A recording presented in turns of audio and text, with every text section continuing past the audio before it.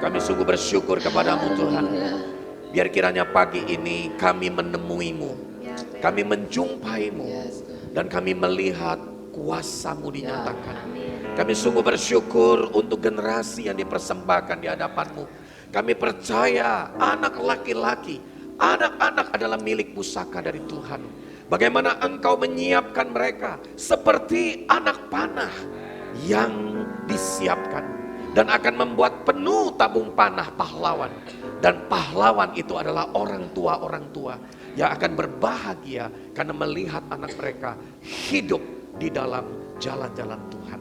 Terima kasih Yesus, kami menyerahkan hidup kami ke dalam tangan-Mu. Biar kiranya sepanjang bulan ini, bahkan dalam minggu-minggu ini, kami selalu melihat hidup kami dikuasai dan digerakkan oleh karena kasih Kristus.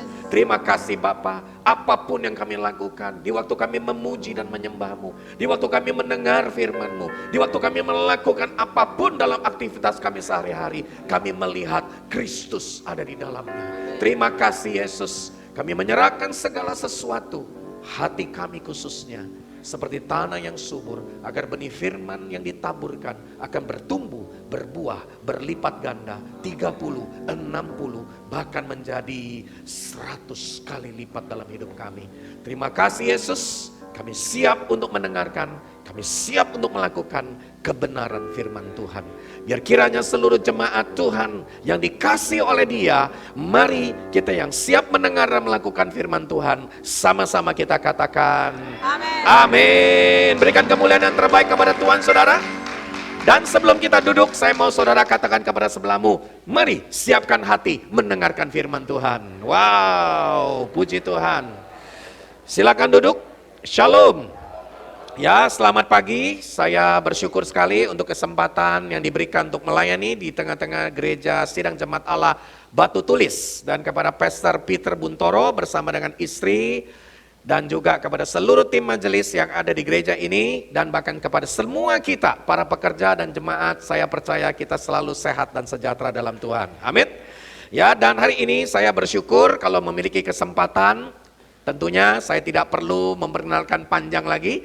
Nama lengkap saya Seno Wijaya, saya melayani di Abba Love, dan saya menyampaikan salam hangat dari jemaat Tuhan di tempat kami.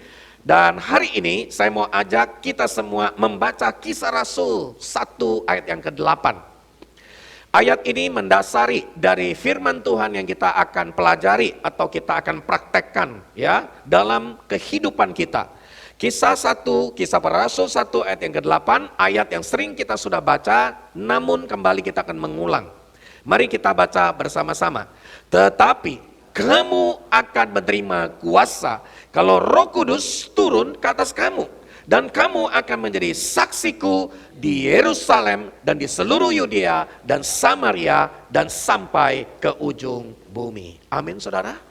Ini adalah tanda dan ini adalah sebuah janji, dan ini adalah amanat yang Tuhan berikan kepada kita semua. Saudara masih ingat dalam Matius 28 ayat 19-20, sebelum Yesus meninggalkan murid-muridnya, Dia berkata, pergi jadikan semua bangsa muridku dan baptislah mereka. Dan kemudian apalagi? Ajarlah mereka melakukan segala yang kuajarkan, dan ketahuilah aku senantiasa menyertai engkau sampai akhir zaman. Dan di waktu dia mengucapkan kalimat itu, kita juga belajar dalam Kisah Para Rasul 1 ayat 8. Yesus memberikan sebuah pesan, dan ini adalah janji Bapa. Janji Bapa berarti bukan hanya ya sembarang janji, tapi janji dari Bapa. Bapa di surga berjanji bahwa waktu Yesus akan saudara diangkat naik ke surga, maka apa yang terjadi? Setiap kita akan menerima kuasa dan Roh Kudus akan turun ke atas kita. Luar biasa, janji ini ya adalah perkataan Yesus yang hari ini kita semua percaya. Kita tidak lagi melihat janji itu digenapi, karena janji itu memang sudah terjadi buat hidup kita. Dan 2000 tahun yang lalu murid-murid Yesus menanti-nantikan dengan hati yang rindu. Saudara, saya percaya kita yang sudah lahir baru, kita yang sudah terima Yesus, kita sudah menerima janji itu. Dan biar kiranya kita selalu ingat, janji itu pasti akan terjadi dan digenapi dalam hidup kita. Amin saudara. Dan saya berdoa, kalau kita memperhatikan jemaat mula-mula di waktu mereka mengalami kuasa Roh Kudus yang bekerja dalam diri mereka, apa yang terjadi? Yang terjadi adalah mereka menjadi saksi. Dan yang disebutkan di sana, mereka punya ciri-ciri, yaitu mereka bersaksi dengan berani. Wow. Jadi tanda orang dipenuhi dengan kuasa Roh Kudus adalah hidupnya berani. Coba lihat sebelahnya, berani. Berani apa? Jangan cuma berani berantem, saudara. Atau berani lakukan yang gak benar. Atau berani yang lain yang negatif. Tapi yang dimaksud berani di sini, mereka jadi jemaat bukan penakut, tapi mereka menjadi jemaat yang punya keberanian untuk memberitakan tentang Yesus. Berita Injil yang mereka bawa kemana-mana. Maka hari ini saya mau ajak gereja Tuhan, termasuk gereja Sidang Jemaat Batu Tulis, mari kita kembali kepada sebuah pemberitaan, yaitu gospel center message. Kita harus menjadi gereja yang berfokus kepada pemberitaan, yang berfokus kepada Injil Kristus itu sendiri. Dan kita harus menjadi gospel center church. Kita harus berfokus kepada pemberitaan Injil. Apa-apa yang kita lakukan adalah karena fokusnya kepada Injil Kristus. Jemaat mula-mula terus bergerak dan kita bisa temukan. Dalam perjalanan yang terjadi adalah mereka tidak hanya sekadar berani, tapi mereka mulai melangkah keluar dengan kuasa Roh Kudus. Mereka berangkat pergi ke berbagai lokasi yang ada. Dan kita bisa menemukan dalam perjalanan tersebut, sebenarnya kisah para rasul kita bisa simpulkan adalah kisah Sang Roh Kudus dengan gerejanya. Amin saudara. Dan kisah rasul tidak pernah ditutup di dalam pasal terakhir. Kenapa? Karena kisah para rasul masih terus berjalan. Kenapa? Karena Tuhan sedang bekerja dengan kuasa Roh Kudus sampai hari ini. Amin saudara. Dan salah satu yang tadi saya sudah sampaikan pagi tadi, kita berdoa agar amanat agung secepat mungkin diselesaikan. Gereja-gereja sepakat, lembaga misi dunia sedang berdoa supaya amanat agung secepat mungkin diselesaikan. Kenapa? Karena kita berdoa selalu Yesus segera datang. Kita lihat tanda-tanda begitu banyak, memang tanda bahwa Yesus akan segera datang. Tapi tanda yang paling pasti yang Alkitab ajarkan adalah segala sesuatu belum akan tiba kesudahannya sebelum Injil kerajaan diberitakan menjadi kesaksian semua etnik, suku, bangsa. Matius 24 ayat 14. Sebab itu kalau saudara mau hari ini Yesus segera datang, tunaikan tanggung jawab kita, beritakan Injil kerajaan ke semua etnik, suku, bangsa. Ada amin saudara? Dan kita berdoa dalam beberapa conference atau bahkan juga di dalam pelayanan misi dunia, semua hampir menyepakati bahwa amanat agung, kita akan melihat tuaian yang besar, yang luar biasa, yang dahsyat sekali adalah sejak tahun 2033, kalau kita hitung dengan peta zaman, kita lihat dari kelahiran Yesus, kita lihat dari kematian Yesus, kita lihat dari kebangkitan Yesus, kita lihat dari pencurahan Roh Kudus, kita akan melihat dan kita akan memperingati, merayakan 2000 tahun kemudian adalah di tahun-tahun yang sangat bersejarah, yaitu paling tidak kita percaya bahwa Tuhan akan curahkan kuasanya lagi, dan dia sudah lakukan itu, dan dia akan terus bekerja di tengah-tengah kita, dan amanat agung akan segera digenapi, dan kita akan melihat gereja Tuhan akan dipenuhi dengan Roh Kudus, dan keberanian akan menyertai gereja Tuhan, dan kita akan melihat tuaian jiwa di akhir zaman, dan amanat agung harus diselesaikan. Paling tidak manusia merencanakan, tapi Tuhan yang menentukan. Saudara tahu berapa lama kita berdoa dan berharap kalau kita akan memperingati 2000 tahun dari yang tadi saya sudah sampaikan, yaitu ada kurang lebih 7 sampai 10 tahun ke depan, yaitu 2 tahun 2030 sampai 2033 kita akan melihat amanat agung harus diselesaikan. Amin saudara. Belum semuanya tepuk tangan karena belum mengerti saudara. Amanat agung harus diselesaikan. Jadi gereja punya tanggung jawab 7 sampai 10 tahun ke depan. Dan kasih tahu sebelahnya, jangan pulang ke rumah Bapa sebelum tahun itu. Ada amin saudara? Karena kita akan melihat tuayan yang besar yang Tuhan akan berikan kepada gerejanya. Kita nggak pernah tahu, kita nggak perlu meramal tahun berapa. Bukan, itu nggak penting. Yang paling penting yang kita harus lakukan adalah lakukan bagian kita sebagai gereja. Jadi saksi yang berani, memberitakan Injil Kerajaan. Dan kita berdoa dalam 7-10 tahun ke depan akan ada tuayan besar. Sampai gedung gereja nggak akan cukup lagi. Sampai semua lapangan nggak akan cukup lagi. Sampai semua tempat nggak akan cukup lagi. Kenapa? Karena kemuliaan Allah dinyatakan di tengah-tengah dunia ini. Ada amin, saudara? Saudara, saya berdoa sama seperti tadi kur yang bernyanyi, penuh dengan kemuliaannya. Ini kerinduan kita. Saudara, kita harus berdoa dan kita percaya. Secara dunia kita bisa melihat ada statistik yang sudah pernah lihat kan, yang dihitung dengan begitu cepat dalam video di WhatsApp, ya kan, berapa agama mana dan lain sebagainya. Tapi hari ini kita percaya tidak ada yang bisa membendung kuasa Roh Kudus. Kuasa Roh Kudus lebih daripada hitungan-hitungan daripada statistik manusia. Dan hari ini kita perlu berdoa. Dan saya percaya gereja Sidang Jemaat Batu Tulis adalah gereja yang ada di dalam kegerakan Roh Kudus. Amin, saudara, berikan kemuliaan yang terbaik kepada Tuhan. Engkau dipercayakan oleh Tuhan. Dan tidak ada lagi satu gereja tertentu yang hebat. Tidak ada lagi yang satu gereja yang penuh saja. Semua gereja akan dipenuhi dengan jiwa-jiwa. Kenapa? Karena sudah waktunya Roh Kudus terus bekerja dan menggenapi rencananya buat gerejanya. Tapi syaratnya, gereja harus berjalan beriringan dengan pribadi yang bernama Roh Kudus. Kalau orang dipenuhi dengan Roh Kudus, ciri-cirinya pasti bersaksi dan menjadi saksi. Itu ciri-cirinya. Jadi kalau sampai hari ini saudara nggak berani bersaksi, saudara juga belum siap menjadi saksi, hari ini berdoa, diperlengkapi dalam gereja, dan percayalah Tuhan akan menyiapkan saudara untuk melakukan pekerjaan itu. Amin.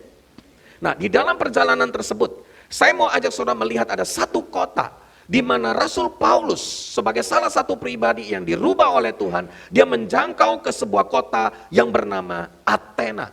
Saudara pernah pergi ke Athena? Saya juga belum, saudara. Ya, kita doa satu hari bisa ke sana ya Pak Peter, betul? Ya, Athena sudah dikenal 2000 tahun yang lalu adalah kota pusat pendidikan dan kebudayaan pada masa itu. Di mana kota ini menjadi benchmark. Saudara tahu, sama seperti kalau orang mau sekarang sekolahkan anak, mau sekolahnya kemana? Ke universitas yang terbaik, ranking yang terbaik, kota yang terbaik, negara yang terbaik. Dan Yunani pada waktu itu Athena adalah kota benchmark. Kota semua orang mau sekolah di sana. Tapi kota ini menarik sekali, kota ini dipenuhi dengan orang-orang yang hebat secara pendidikan dan budaya. Tapi sebaliknya juga kota ini dipenuhi dengan penyembahan dewa-dewi yang luar biasa. Jadi ini bercampur antara pengetahuan dan hal-hal yang mistik sifatnya. Di dalam Kisah Rasul 17 ayat 16, mari kita lihat. Dikatakan demikian, sementara Paulus menantikan mereka di Athena, di kota Athena, sangat sedih hatinya. Sangat sedih, karena ia melihat bahwa kota itu penuh dengan patung-patung berhala. Dan kita bisa menemukan kata sangat sedih di sini, kalau saudara baca dalam bahasa Inggrisnya dituliskan dengan kata provoke. Provoke itu artinya provokasi dalam bahasa Indonesia, itu term yang negatif. Tetapi arti dari provokasi sebenarnya adalah kalau kita pelajari di dalam Alkitab, itu ada suatu perasaan yang sedih dipenuhi dengan kemarahan karena melihat kota Athena. Nah, sebenarnya apa yang menggerakkan, apa yang membuat hati Paulus begitu sedih? Dia menuliskan ini di dalam 2 Korintus 5 ayat 14-15, kita lihat ayatnya. Di waktu Paulus juga ada di Korintus, dia juga merasa sedih karena kota ini. Dan kita bisa membaca dalam ayat 14, sebab kasih Kristuslah yang menguasai kami. Saudara tahu apa yang membuat dia menjadi sedih? Karena ada kasih Kristus yang menguasai hidupnya. Karena kami telah mengerti bahwa jika satu orang sudah mati untuk semua orang, maka mereka semua sudah mati. Tetapi ada berita yang luar biasa, dan Kristus telah mati. Oleh karena kasih Kristus telah mati untuk semua orang. Mereka yang hidup tidak lagi hidup untuk dirinya, tetapi untuk Tuhan yang telah mati dan telah dibangkitkan untuk mereka. Saudara, hati Rasul Paulus, dia diprovokasi, dia mengalami kesedihan hati yang luar biasa. Karena apa? Hanya karena satu kata, oleh karena kasih Kristus yang menguasai hidupnya. Sering kita menyanyikan lagu, yang lagu berkata, melihat jiwa-jiwa begitu banyak, hati kita digerakkan oleh karena belas kasihan. Saudara, maka tema firman Tuhan yang saya ingin bagikan pada pagi ini adalah hidup yang digerakkan oleh kasih Kristus. Itu tema yang saya mau berikan. Boleh diperlihatkan? Hidup kita, pelayanan kita, apapun yang kita kerjakan, digerakkan oleh kasih Kristus. Saudara melayani hari ini di gereja, bukan karena digerakkan karena jabatanmu. Engkau hari ini menyerahkan anak, bukan karena digerakkan oleh instruksi gereja dari gembala. Engkau hari ini menyanyikan pasutri-pasutri, melakukan kur dan berlatih. Engkau digerakkan bukan karena program gereja. Tapi semua yang kita lakukan di tempat ini, termasuk saudara duduk di ruangan ini, termasuk engkau yang ada di atas, semua kita melakukan apapun oleh karena hidup kita, hati kita, diri kita digerakkan dan dikuasai oleh kasih Kristus. Amin saudara. Kalau hidupmu hari ini digerakkan karena program, karena jabatan, karena posisi, karena engkau memang sudah rutinitas, lama-lama semakin tidak punya kuasa. Lama-lama gak punya perasaan itu sama sekali. Lama-lama tawar hati. Tapi kalau engkau melakukan apapun, digerakkan oleh karena kasih Kristus, hatimu akan senantiasa berkobar-kobar dan punya belas kasihan dan selalu sungguh-sungguh di dalam Tuhan. Ada amin? Sama seperti Matius 9 ayat 35 sampai 36 dikatakan demikian. Demikianlah Yesus berjalan keliling ke semua kota dan desa. Ia mengajar dalam rumah-rumah ibadat dan memberitakan Injil kerajaan sorga serta menyelenyapkan segala penyakit dan kelemahan. Di dalam ayat 36 berkata demikian, dan melihat orang banyak itu, apa yang dikatakan? Mari kita baca. Tergeraklah hati Yesus oleh karena belas kasihan kepada mereka. Saudara tahu, apakah belas kasihan itu? Itulah isi hati dari Bapa di surga.